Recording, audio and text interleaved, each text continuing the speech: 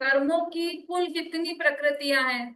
तो मुख्य तो 8 प्रकृतियां, ज्ञानावरणाधिक 8 प्रकृतियां हैं। लेकिन यदि इनके भेद किए जाए तो 148 प्रकृतियां होती है। भी आने वाली है वो आगे सब डिटेल में। तो 148 प्रकृतियों में से 148 में से 145 प्रकृतियां, देखो कौन कौन से छोड़ के, देव मनुष्य और तिर्यंच आयु। देव आयु, मनुष्य आयु, तिर्यंच आयु, तीन कम हो गई। 148 में से तो 145 बच गई। उनकी स्थिति बढ़ जाती है। किससे? यदि अशुभ परिणाम किए। कल एक बात और बताई थी मैंने कि अ, बंध 4 प्रकार का है: प्रकृति, प्रदेश, स्थिति और अनुभाग, है ना। और योग से प्रकृति और प्रदेश बंद होता है, और कषाय से स्थिति और अनुभाग बंद होता है। ये बात हमेशा ध्यान रखना, सिद्धांत है बहुत बड़ा। अब प्रकृति, प्रदेश, स्थिति और अनुभाग क्या होते हैं वो भी अपन ने कल शॉर्ट में समझा था। अब यदि अशुभ परिणाम होते हैं तो क्या होगा? स्थिति बढ़ जाएगी किसकी? जो 145 प्रकृतियां हैं उनकी स्थिति बढ़ जाएगी।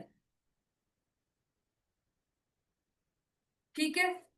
और यदि शुभ परिणाम होंगे तो उन कर्मों की स्थिति घट जाएगी। उपरोक्त तीन आयु की स्थिति बढ़ जाती, आयु बढ़ जाती है।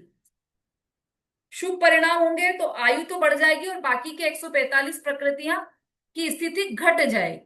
और अशुभ परिणाम होंगे तो आयु पे कुछ असर नहीं पड़ेगा, लेकिन बाकी के 145 प्रकृतियों की स्थिति बढ़ जाएगी। ये फर्क पड़ा।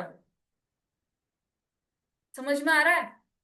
यदि हमने शुभ भाव किए या अशुभ भाव किए तो क्या ऐसा होगा किसी भी समय, जैसे हमने शुभ भाव किए तो जो सात अभी प्रति समय जो हमको सातों कर्म बंध रहे हैं वो बंधना रुक जाएंगे एक समय के लिए भी।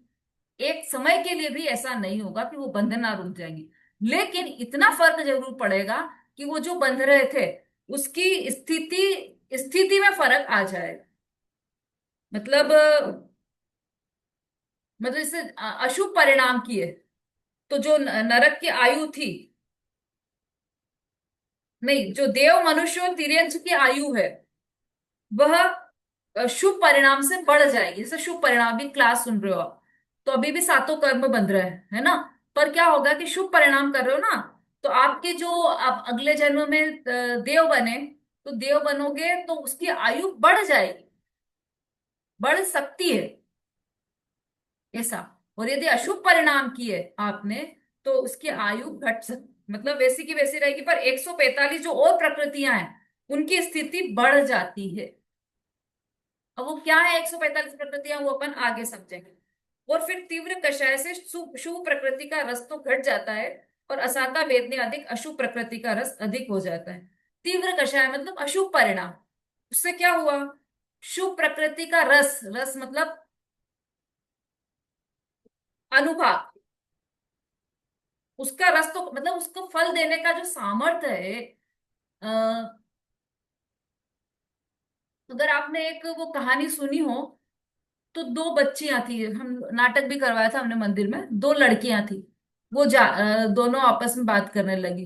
तो पहली ने कहा कि चल पिक्चर चलते हैं अपन, आज तो अपन मूवी देख के आएंगे, चल। तो उसने बोला कि नहीं नहीं, अरे नहीं नहीं, मंदिर में पाठशाला लग रही, पाठशाला में चलते हैं, है ना। अब वो उसने बोला कि नहीं, तेरे को जाना तो जा, तू पाठशाला में तो मूवी जाऊंगी। एक चली गई मूवी देखने और एक चली गई पाठशाला में। अब उस जो पाठशाला आ रही थी उसको उसका रास्ते में एक्सीडेंट हो और चोट लग गई, पैर में खून आ गया खूब, और उसकी स्थिति खराब हो गई। और वो जो मूवी जा रही थी उसको रास्ते में एक बैग मिला जिसमें बहुत सारे रुपए रखे थे। या समझ लीजिए कि रास्ते में एक ग्रुप था, वो लकी ड्रॉ निकाल रहा था, तो उसमें से इनका लकी ड्रॉ निकल गया और उसको एक गिफ्ट मिल गया। मतलब हाँ, मूवी देखने गई ना, मॉल में मूवी देखने गई, तो मॉल में नीचे वो कुछ चलता रहता है ना प्रोग्राम, उसमें से उसका लकी ड्रॉ निकल गया और उसको एक गिफ्ट मिल गया। मूवी देखने वाली के परिणाम अशुभ थे और उसको गिफ्ट मिल गया। और पाठशाला जाने वाली के परिणाम शुभ थे और उसका एक्सीडेंट हो गया। क्या हुआ ये? अब क्या करना है हमको? पाठशाला जाने का विचार रखना है कि मूवी जाने का विचार रखना है? कौन से परिणाम करना चाहिए? हाँ, अनीता जी कुछ कहना चाह रही हैं, बोलिए। हाँ दीदी, जय जिनेंद्र। एक तो बात है दीदी, मैं क्या है, मोबाइल से शास्त्र खोल के पढ़ रही हूँ, उसमें दोष तो नहीं है, पाप तो नहीं लग रहा। अरे अभी आप, अभी तो पीडीएफ। प्रश्न चल रहा है उसकी बात हाँ। करो, अभी दूसरी अच्छा। बात। हाँ उसके हाँ उसके बाद उसको जो मंदिर जा रही थी, उसका ज्यादा होने से वजह उसको कमी चोट आई, ऐसा मैंने हाँ, सुना सही जगह है पहुंच ना। गए आप, बिल्कुल सही। सही मतलब उसका उदय तो था ऐसा कि वो एक्सीडेंट में, उसका मतलब हाथ पैर सबकी हड्डियां टूटने वाली थी और वो आईसीयू में चली जाती, इतना बड़ा एक्सीडेंट होने वाला था। लेकिन वो, उसके शुभ कर्म बंधे, मतलब शुभ परिणाम हुए, तो उससे शुभ कर्मों का आश्रय हुआ। तो जो पाप रूप कर्म थे वो संक्रमित हो गए, वो पुण्य रूप में बदल गए। तो उसका उदय छोटा सा रह गया, उसके एक बस पैर में लग गई, इतना सा एक्सीडेंट हुआ। और वो जो वहां जा रही थी, मूवी देखने जा रही थी, उसको लाखों का गिफ्ट मिलने वाला था, उसकी जगह कुछ 100-200 रुपए का गिफ्ट मिल गया, अशुभ परिणाम के कारण। तो ये उदाहरण क्यों लिया हमने यहाँ पर? क्योंकि तीव्र कषाय से शुभ प्रकृति का रस तो घट जाता, उसकी जो फल देने की सामर्थ्य है ना, वह शुभ अशुभ परिणाम हुए, उसके अशुभ परिणाम थे मूवी जाने के, तो फल देने की सामर्थ्य कम हो गई। किसकी? शुभ प्रकृति का रस तो घट जाता है, जो उसको जो शुभ कर्म उदय में आने वाला था, उसका रस घट गया। तो उसको हजार, मतलब लाखों की जगह 100 रुपए का इनाम मिल गया, इतना इतना घट गया। असाता वेदनी अधिक, अशुभ प्रकृति का रस अधिक हो जाता है। असाता वेदनी अधिक, साता वेदनी का बढ़ गया और असाता वेदनी का कम हो गया। नहीं, साता वेदनी का घट गया और असाता वेदनी का बढ़ गया। किससे? तीव्र कषाय से। और मंद कषाय से पुण्य प्रकृति में रस बढ़ता है और पाप प्रकृति में रस घटता है। इसलिए स्थिति तथा रस मतलब अनुभाग, अनुभाग मतलब फल देने के सामर्थ्य की अपेक्षा से शुभ परिणाम को पुण्याश्रव और अशुभ अशुभ परिणाम को पापाश्रव कहा है। ठीक है,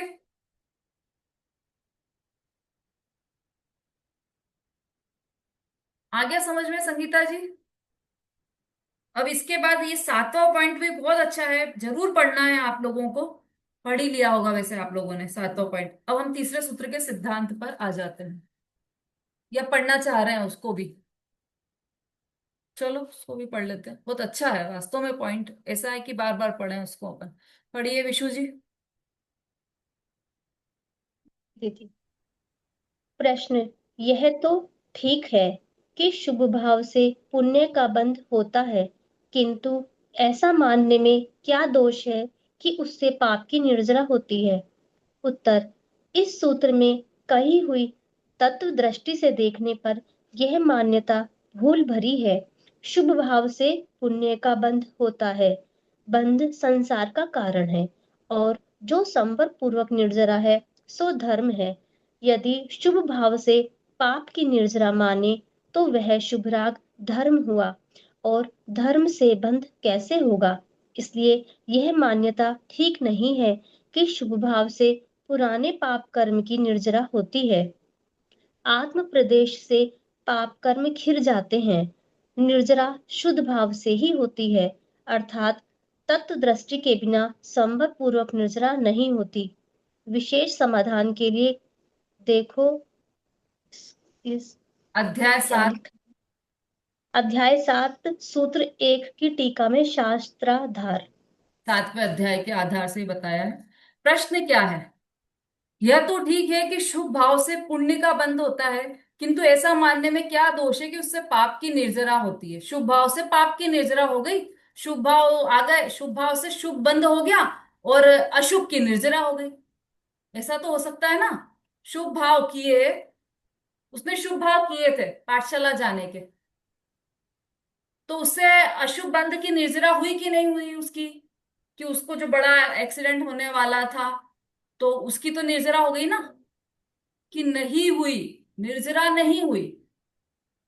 शुभ भाव से अशुभ, शुभ बंध से अशुभ बंध की निर्जरा नहीं होगी। क्यों? देखो इसमें कारण कितना अच्छा दिया है। इस सूत्र में कही हुई तत्व दृष्टि से देखने पर यह मान्यता भूल भरी है। शुभ भाव से पुण्य का बंध होता है, बंध संसार का कारण है, और जो संवर पूर्वक निर्जरा है सो धर्म है। किसी चीज से जो बंध हो रहा है उसी से निर्जरा नहीं हो सकती। शुभ भाव से बंध होगा, निर्जरा नहीं हो सकती, पाप की निर्जरा भी नहीं होगी। पाप कर्म संक्रमित हो सकते हैं, पुण्य रूप में बदल सकते हैं, लेकिन निर्जरा नहीं होगी। तो शुभ भाव से कभी भी निर्जरा नहीं होगी, बंध ही होगा। यदि शुभ भाव से, देखो, शुभ भाव से पुण्य का बंध होता है और बंध संसार का कारण, इसका मतलब शुभ भाव बंध का कारण है। और जो संवर पूर्वक निर्जरा है वह धर्म है।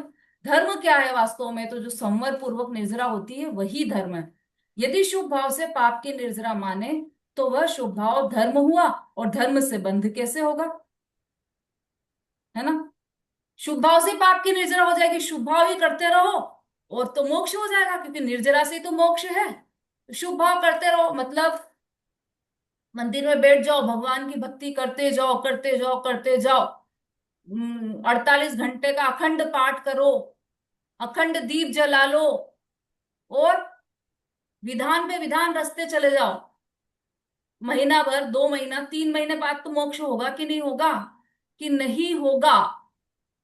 कितने भी शुभ भाव कर लो उससे निर्जरा नहीं होगी। और मोक्ष जो है वह निर्जरा से ही होगा।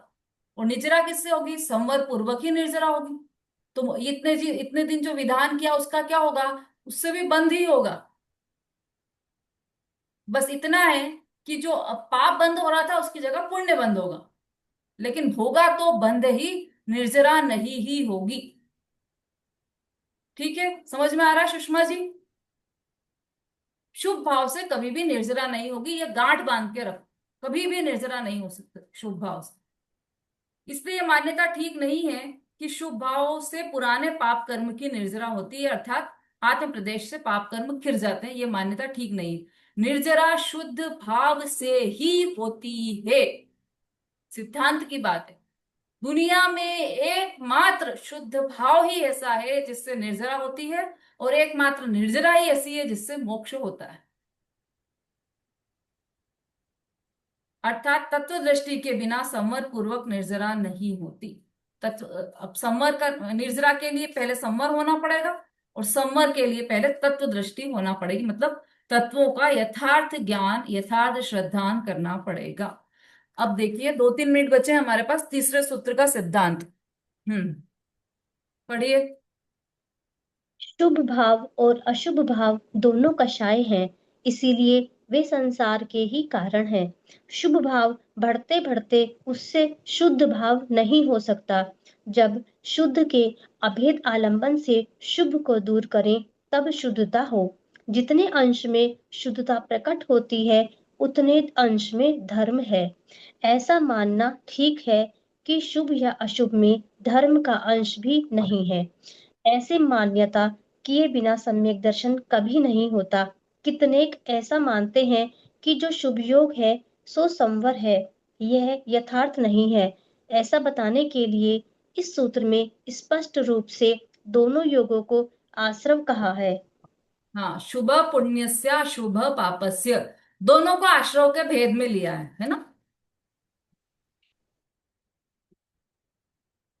अब योग के निमित्त से आश्रव के भेद बतलाते हैं, ये हेडिंग दिया है। ये आश्रव के भेद हैं। शुभ योग पुण्य कर्म के आश्रव में कारण है, और अशुभ योग पाप कर्म के आश्रव में कारण है। तो दोनों ही आश्रव में कारण है। अब इस सूत्र में क्या सिद्धांत निकला? कि दोनों ही कषाय है, इसलिए वे संसार के ही कारण है। ऐसा नहीं कि शुभ भाव तो मोक्ष का कारण है और अशुभ भाव संसार का कारण है। शुभ भाव बढ़ते बढ़ते शुद्ध भाव नहीं हो सकता। ऐसा बोलते हैं ना कि भाई आत्मा का ज्ञान होगा तो शुभ भाव, पहले तो शुभ भाव ही करना पड़ेंगे, फिर शुभ भाव बढ़ते जाएगा तो फिर एक दिन शुद्ध भाव भी हो जाएगा। ऐसा नहीं है। शुभ भाव बढ़ने से शुद्ध भाव होने का कोई संबंध नहीं है। जब शुद्ध के अभेद आलम्बन से शुभ को दूर करे तब शुद्धता होती है। बिल्कुल अपोजिट बात हो गई। हम क्या समझ रहे हैं कि शुभ भाव बढ़ता जाएगा तो फिर एक दिन शुद्धता हो जाएगी, जबकि यहां पर कह रहे हैं कि शुभ को दूर करें तब शुद्धता होगी। हम्म आ रहा है फर्क समझ में? हमारी मान्यता में और आचार्य देव के कथन में कितना अंतर है।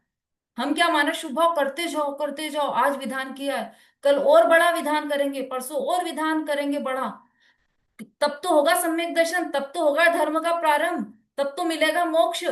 कि ऐसा बिल्कुल भी नहीं है। शुभ भाव बढ़ते बढ़ते धर्म नहीं होगा, शुभ भाव बढ़ते बढ़ते शुद्ध भाव नहीं होगा। जब शुभ भाव दूर करेंगे तब शुद्ध भाव होगा।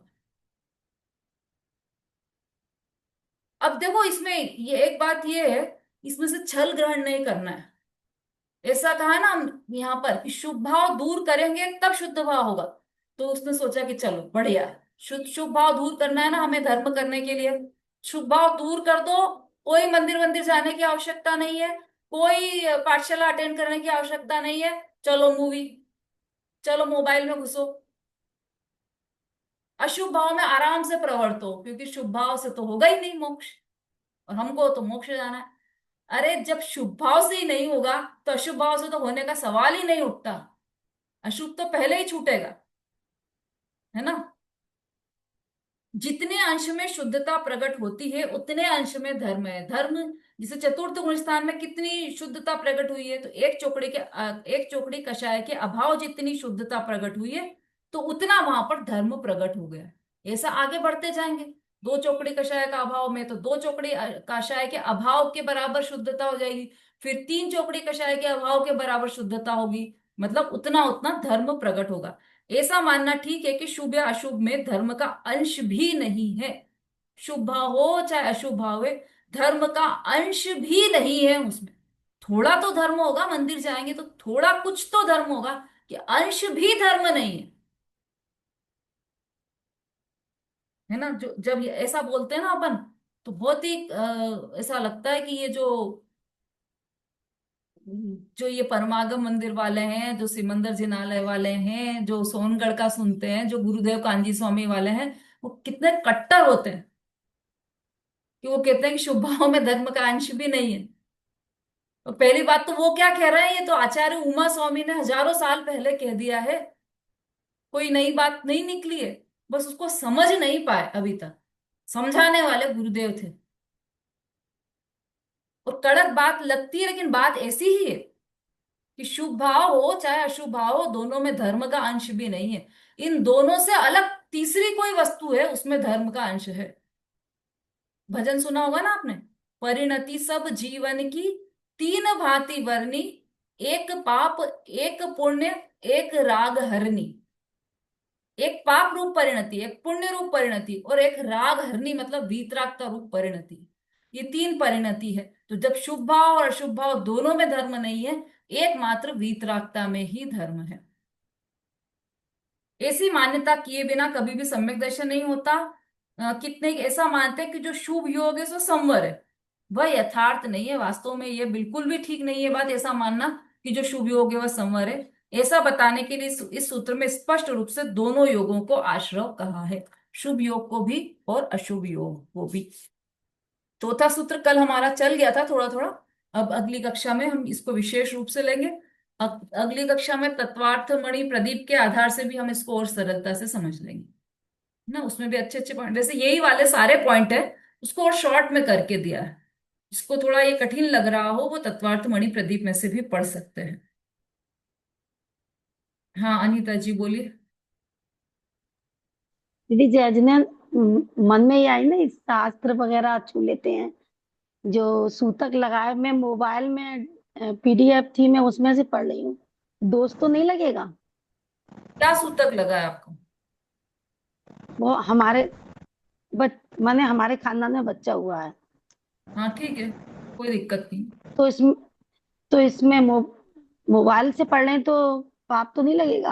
हाँ हाँ, नहीं नहीं, समता भाभी भी मना कर रही है ना, नहीं इसमें कोई कोई दिक्कत नहीं है, पीडीएफ से पढ़ सकते। मनी जी बोलिए। दीदी हम ऐसे कह रहे थे तत्वार मणि प्रदीप है ना, उसमें 5 छठे है ही नहीं उसमें हमारे तो आप इसकी पीडीएफ डाल दीजिए।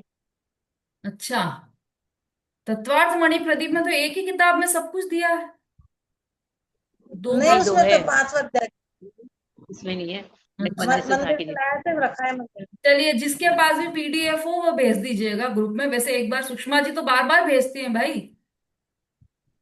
पता नहीं क्यों आप लोग लेते नहीं हो उसको। अनीता जी डोसा बोलिए। मैं बोलूंगी। दीदी मेरी एक शंका है कि जैसे मिथ्यात्व के बाद में सम्यक दर्शन हो जाता है और हम्म। गुणस्थान में चौथा चौथा गुणस्थान सम्यक दर्शन बताया, तो इसमें क्या अंतर है? कोई अंतर नहीं, चौथे गुणस्थान में ही जब सम्यक दर्शन होगा तो गुणस्थान चौथा हो जाएगा, यही है। हाँ नहीं, वैसे तो ऐसे तो मिथ्यात्व के बाद में सम्यक दर्शन हो जाता है। वैसे और वैसे क्या, दिनवाणी में अध्यात्म के बाद ही तो सम्यक दर्शन होगा ना, क्या दिक्कत है उसमें, प्रश्न क्या है आपका, मैं समझ नहीं पा रही हूँ। मैं ये कह रही थी, गुणस्थान में तो चौथा गुणस्थान बताया सम्यक दर्शन, हाँ है ना। सम्यक दर्शन की प्राप्ति, और वैसे मिथ्यात्व के बाद में सम्यक दर्शन है। अरे तो क्या दिक्कत है उसमें, पहले के बाद सीधा चौथा ही आता है गुणस्थान, दूसरा तीसरा नहीं आता है। मतलब वो नहीं आता। चौथा जब मिथ्या साक्षात दूस साक्षादन और मिश्र। साधन और मिश्र गिरने के गुण स्थान है, और एक पहले सीधा अच्छा। चौथा गुण स्थान होता है, और उसमें अच्छा। प्रकृति के तीन टुकड़े होते हैं। तो फिर सम्यक प्रकृति का हाँ। उदय आ जाता है, किसी को मिथ्यात्व, किसी को मिश्र प्रकृति का उदय आता है। मिश्र प्रकृति का उदय आता है तब मिश्र गुण स्थान होता है ना, उसके ठीक अलग है भेद हैं दूसरे तीसरे। पर जब अनुभूति हुई, आत्मानुभूति हुई, तो सीधा चतुर्थ गुण स्थान होता है, जिसे अविरत सम्यक दृष्टि कहते हैं। ठीक है, ये थोड़ा शंका थी इसलिए पूछा था। हाँ हाँ ठीक। नमिता जी। जय श्री दीदी। हम्म। दीदी ये इसमें आया ना, शुभ या अशुभ में धर्म का अंश भी नहीं है, हम्म। तो हम लोग तो शुभ भाव और अशुभ भाव ही करते हैं, तो हम तो कुछ भी नहीं कर रहे हाँ, सही तो धर्म धर्म का। धर्म प्रकट हुआ है क्या हमें अभी, धर्म का अंश भी प्रकट नहीं हुआ है हमें।